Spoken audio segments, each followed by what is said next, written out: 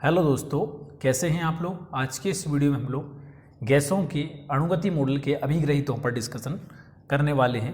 उनमें से कुछ अभिग्रहित निम्न हैं। प्रत्येक गैस छोटे छोटे कणों से मिलकर के बनी है और उन कणों को हम अणु कहते हैं। ये अणु कैसे होते हैं? तो ये अणु दृढ़, गोलाकार, पूर्ण प्रत्यास्थ तथा सभी प्रकार से समान होते हैं। मतलब गैस में जितने अन्य भी अणु हैं वह सारे के सारे अणु एक दूसरे से आकृति में समान होते हैं, सभी प्रकार से एक जैसे होते हैं। इन अणुओं को हम द्रव्यमान बिंदु मान सकते हैं। क्यों मान सकते हैं? क्योंकि इनका आयतन नगण्य होता है। इन अणुओं का आयतन, गैसों में उपस्थित अणुओं का आयतन क्या होता है? नगण्य होता है, अर्थात उनको हम एक द्रव्यमान बिंदु भी मान सकते हैं। अणुओं के बीच किसी प्रकार का कोई बल नहीं लगता है। हम सोचते हैं कि जब हम अणुगति सिद्धांत की बात करते हैं और अणुगति सिद्धांत में हमने पढ़ा था कि अणुओं के मध्य अंतराण्विक बल लगते हैं, पर यहाँ क्या कहा कि कोई भी बल नहीं लगता है। तो ध्यान रखना बहुत ज़रूरी है कि जब हम गैसों के अणुगति मॉडल में उनके अभिग्रहितों पर डिस्कशन करेंगे या अभिग्रहितों की बात आएगी तो वहाँ पर ये ध्यान रखना है कि अणुओं के बीच किसी प्रकार का कोई भी बल नहीं लगता है। पर जब अणुगति सिद्धांत की बात करेंगे और अणुगति सिद्धांत में उसकी परिकल्पनाओं की बात करेंगे तब वहाँ बात आएगी कि उन गैसों के अणुओं के मध्य एक अंतराण्विक बल कार्य करता है। किन्हीं दो टक्करों के बीच अणु एक सरल रेखा में एक समान वेग से गति करता है। किसमें? एक सरल रेखा में समान वेग से गति करता है। किन्हीं दो टक्करों के बीच के तय की गई दूरी को अणु का मुक्त पथ कहते हैं।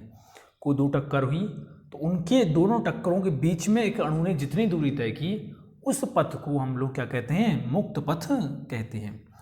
तो गैस में अणु सभी संभव दिशाओं में और सभी संभव चाल से जितनी पॉसिबल है उन सभी डायरेक्शंस में और सभी स्पीड से चल सकता है, वेलोसिटी चल सकता है और आपस में टकराते रहते हैं, गति भी करते हैं। और क्या होता है, जितने अणु बहुत सारे होते हैं गैस में तो क्या होता है, गति करते करते टकराते रहते हैं। यह किसी भी भाग में एकत्रित नहीं होते हैं, अर्थात उनका वितरण संपूर्ण बर्तन में समान रहता है। मतलब ऐसा नहीं है कि अगर टकराने के बाद चलो उसके नीचे तली में जाकर के बर्तन के बैठ जाएं, मतलब स्थिर हो जाएं या किसी एक कोने में इकट्ठे हो जाएं, ऐसा नहीं होता है। वो उस गैस के संपूर्ण आयतन में बिल्कुल समान रूप से वितरित रहते हैं। अणु की टक्कर पूर्णतः प्रत्यास्थ होती है, अर्थात इनकी यांत्रिक ऊर्जा में परिवर्तन नहीं होता। मतलब अणुओं की जो टक्कर होती है वह कैसी होती है? प्रत्यास्थ होती है। जब वो आपस में टकराते हैं अथवा बर्तन की दीवारों से टकराने पर उनकी गतिज ऊर्जा नहीं बदलती है।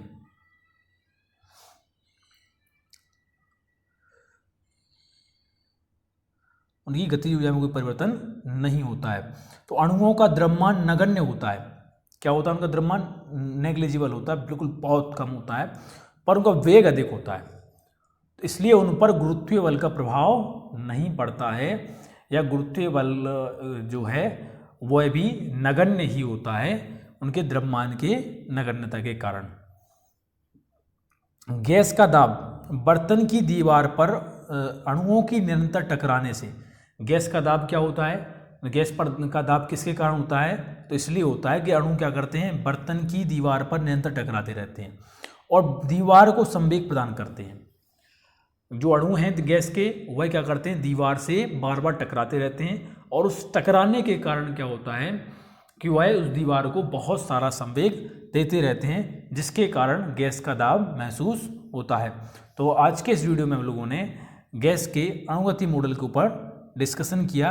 दोस्तों, अगर आपको मेरा वीडियो पसंद आया हो तो मेरे इस वीडियो को लाइक करना ना भूलें। हो सके तो आप शेयर करें और सब्सक्राइब जरूर करें चैनल को, ताकि आपको और भी जो वीडियोज़ हैं वो मिल सकें। थैंक यू दोस्तों वीडियो को पूरा देखने के लिए।